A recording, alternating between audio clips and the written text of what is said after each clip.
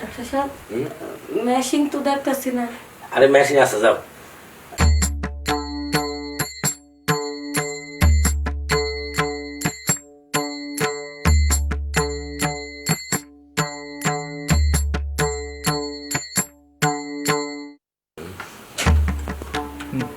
ওমা, কার্যক্ষমতা ব্যাখ্যা। আসসালামু আলাইকুম ডাক্তার সাহেব। ওয়ালাইকুম আসসালাম। আসসালামু আলাইকুম। বস বস। আচ্ছা, এখন বলুন আপনাদের কার কি সমস্যা? ডাক্তার সাহেব, সমস্যা হলো মামা বিদেশ, মামি প্রেগনেন্ট। মামা বিদেশ, মামি প্রেগনেন্ট। সুন্দর কথা, ভালো কথা। কারণ হলো মামা বিদেশ যাওয়ার সময় তাইলে এই মামিরে প্রেগনেন্ট করে থয়ে গেছে, এটা তো ভালো। আরে না ডাক্তার সাহেব, আপনি ব্যাপারটা বুঝতেছেন না। মামা তো গেছে বিদেশে 5 বছর আগে, কিন্তু মামি তো এখন প্রেগনেন্ট। প্রেগনেন্ট? তুই প্রেগনেন্টটা করলো কিটা? বাইগনা। কি ভাইগনা? এই ভাইগনা মামির সাথে এই ধরনের কাজ করতে পারছে? হ্যাঁ, এর কেমন ভাইগনা? ওই ভাইগনারে যদি আমি পাই না, একটা থাপড়ায় দাঁত দুটো আমি কেবল উড়াই দিব। আমার বেদক্ষ থাকার এর কেমন ভাইগনা?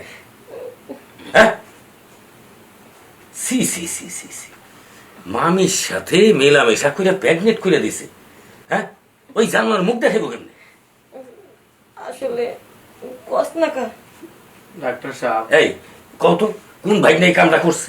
ল, ওরে এইখানে নিয়ে আসলেন, আমি ওর গাল গুল চৌড়ায় দাঁত দুধ খোলাই দিব। ডাক্তার সাহেব, সেই ভাইগনাটাই তো আমি। কি? সি সি সি সি, তুমি এত বড় একটা কাম করতে পারলা? হ্যাঁ, এই মামির সাথে মেলামেশা করে তারা প্রেগনেন্ট বানাই দিছ। হ্যাঁ, তোমার মামা যদি আজকে শুনে, তাহলে কি তোমার মামি রে নিয়ে তোমার মামা খাইবো? হ্যাঁ, এই বেচারাটা কি অবস্থা হবো? ডাক্তার সাহেব, দোষ কি আমার নাকি? হ্যাঁ, দোষ তো আমার চোখের। ওনারা যতই দেখি ততই ভালো লাগে, আর ভালো লাগবেই না কেন? আপনি তো একটা ডাক্তার মানুষ, আপনি তো সে কুসুম থেকে টেরে টেরে ভাবে তাকাই রয়েছেন আমার মামির দিকে। এই কথাবার্তা সাবধান করো। নিজের মামিরে প্রেগনেন্ট করে আইসা আবার অন্য জনের দোষ দিতেছ। হ্যাঁ, ডাক্তার সাহেব, দোষ কিন্তু শুধু ওর একার না। আসলে স্বামীরা অনেক বছর ধরে আমার কাছে থাকে না, তো আমারও শরীর হাত পা গরম হয়ে গেছে গা। এই জন্য আমি নিজের টিকা রাখতে পারিনি। তাই তো ওর কথা মতন আমি রাজি হয়ে গেছি। বুঝলাম তো, শরীর হাত পা গরম হয়ে গেছে। হ্যাঁ হ্যাঁ, এখন গরম হয়েছে, এখন হাড় ডাক দেয় নিয়ে আইসাও। হাড় ডাক দেয় না, তুই যে আবার কাপ বাজাইছাও পেটের ভিতরে।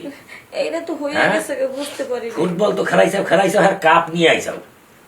আর এই কাপ যদি গ্রামের মানুষের দেখে, তাইলে কি করবো তোমাকে? হ্যাঁ, সিসি করবো না তোমাকে? এই এলাকায় বন্ধ রাখবো, তোমাকে বিচার করবো যে বাইক নিয়ে মামির সাথে মেলামেশা করে প্রেগনেন্ট বাজাইছে। ডাক্তার সাহেব, বিচার সালিশ যাই করুক, এই 5 বছর যে বাইক না আমার টিকা রাখছে, এইটাই তো আমার কপাল ভালো।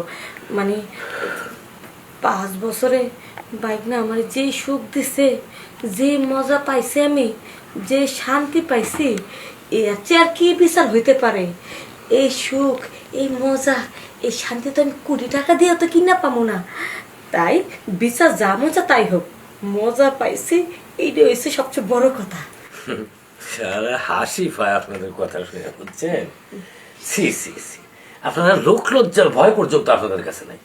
সমাজে কি হবে, কিভাবে বাঁচবেন, কিভাবে কি করবেন, আর আপনি কইতেছে যতই বিচার সালিশ করুক, আমি যত সুখ পাইছি, বিদেশ গেছে হ্যাঁ আমার সুখ দিতে পারে, বাইক নিয়ে এত সুখ দিছে, বাইক নিয়ে যখন এত সুখ দিছে, তাহলে বাইক নিয়ে রাত দিনে চলে যাও। এই সন্তান নষ্ট করার কি দরকার? এটা নষ্ট করলে তো পাপ হইব।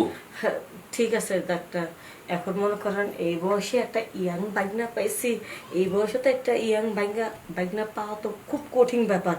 যেহেতু পাইছি, এখন মনে ভুলে ইচ্ছা মতন যা করা করছি, তো মনে ভুলে হয়ে গেছে গা। এখন বাইক নেওয়ার দরকার আছে, তবে এটা দরকার নাই, একটা ব্যবস্থা করেন। আচ্ছা, বুঝতে পারছি। শোন, আমি একটা কথা কই, এখনো তো আর বড় হয় নাই, না তাই না? মাত্র পেটের ভিতরে ঢুকছে। পেটের ভিতরে এইটা যদি আমি এখন ফালাইবার যাই, ঠিক আছে, তাহলে অন্তপক্ষে 1 মাস রেস্টে থাকা লাগবে। কারণ বাইকনার সাথে কিন্তু আর সহবাস সম্ভব না। তাই কইতেছি যে এটা থাকতে থাকতে বাইকনার হাতে আর কয়েকবার সহবাস করে নেব। ডাক্তার সাহেব, 1 মাস বাইক না ছাড়া তো আমি একদম থাকতে পারি না, তাই না রে বাইক না? একদিনও থাকতে পারে না, এই জন্য কইতেছি তাহলে বাইকদের হাতে আরো 2-4-5 দিন মেলামেশা করে নাও। না না ডাক্তার সাহেব, আমার স্বামী 1 সপ্তাহের ভিতরে মনে হয় দেশে চলে আসবো, খুব তাড়াতাড়ি চলে আসবো। আপনি এই ভেজালটাকে ক্লিয়ার করেন। শোনেন, আমি ভেজাল ক্লিয়ার করতে পারি, একটা শর্ত আছে। কি শর্ত বলেন? শর্তটা হইলো আমি এটা ফালায় ফুলায় সবই দিব, সমস্যা নেই, কিন্তু আজকের পরের থেকে ভাগ্নের সাথে মামির সাথে যে একটা বাপ বেটার যে সম্পর্ক, সেই সম্পর্কটাই থাকবে, কিন্তু ওই নিচের সম্পর্ক কিন্তু থাকবে না। এইটা যদি প্রতিশ্রুতি দাও তাহলে আমি এটা ফালাইতে পারি, নাহলে চলে যাবো। না ডাক্তার সাহেব, চলে যাওয়া যাবো না। আমার যতই কষ্ট হোক, দরকার পড়লে বাইক না, আজ থেকে তুমি আমার মা বলে ডাইকো, তাইলে আর তলে সম্পর্ক হইব না, ঠিক আছে? মা ছেলের মতো সম্পর্ক থাকবো। এই যে কানে ধরছি, আর কখনো এই কাজ করব না। আপনার কথা আমি রাজি, আপনি ব্যবস্থা করেন। কি মনে থাকবো? এরকম ভুল তো আর করবে না, হ্যাঁ? আচ্ছা ঠিক আছে, আমি ব্যবস্থা করতেছি। আচ্ছা ঠিক আছে, তুমি বাড়ি যাও, যাও, বাইরে যাও। আমি ডিএনসি করতেছি, যাও। হ্যাঁ বলেন, কি করতে হবে? হ্যাঁ যান, ওই ইয়ে বেড়ে যান, সিটে যান।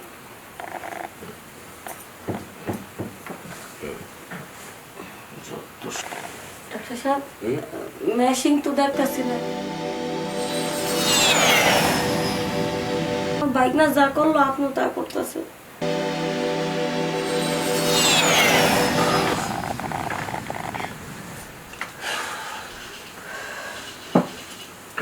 ডিএনসি হয়েছে। ডাক্তার সাহেব, আপনি এই মেশিন দিয়ে এইভাবে বাচ্চা নষ্ট করলেন? এইভাবে তো আমার বাইক নিয়ে পারতো। পারতো না। ও বুঝতে পারছি, আপনার মেশিনটা মনে হয় একটু বড়। হাতের কাম করে। হ্যাঁ, তাই তো অন্য কোনো মেশিন প্রয়োজন হয় না। কই ব্যাগটা কই, আমি প্রেসক্রিপশন লিখে দিই। হ্যাঁ রবিন, হয়েছে সব কিছু? হ্যাঁ শোনেন, আপনার মামের ডিএনসি করা শেষ। আর এই ওষুধগুলো দিলাম, এই ওষুধগুলা খাওয়াইতে বলবো। ধরেন, কিন্তু সাবধান, মামের সাথে কিন্তু কোনো সম্পর্ক থাকা যাবে না, ঠিক আছে? হ্যাঁ আচ্ছা ঠিক আছে, আচ্ছা ঠিক আছে, তাহলে আসেন। বাইক না, এইভাবে থাকা যাইব না। দরকার পড়ে পলিথিন, আমরা তো কন্ডম ব্যবহার করুন। ডাক্তার কথা শোনা যাব না, ঠিক আছে? এই কি হয়েছে? হ্যাঁ হ্যাঁ হয়েছে। আচ্ছা ঠিক আছে, আর ওই কাউন্টারে আমার ভিজিটটা দিয়ে দেবো। হ্যাঁ ঠিক আছে। যে সুন্দর করে অপারেশন করলেন, আবার ভিজিট চাইতেছেন। সত্যি এই ডাক্তারই করে জীবনটা ধন্য হয়ে গেল। দেখো কেমন হাঁস পাস দিয়ে আমার যৌবন চাহিদাটা মিটিয়ে ফেলাইলাম। যাই, গোসলটা সাইডে এসে তারপরে বিকেলের দিকে আবার বলবো চেম্বারে।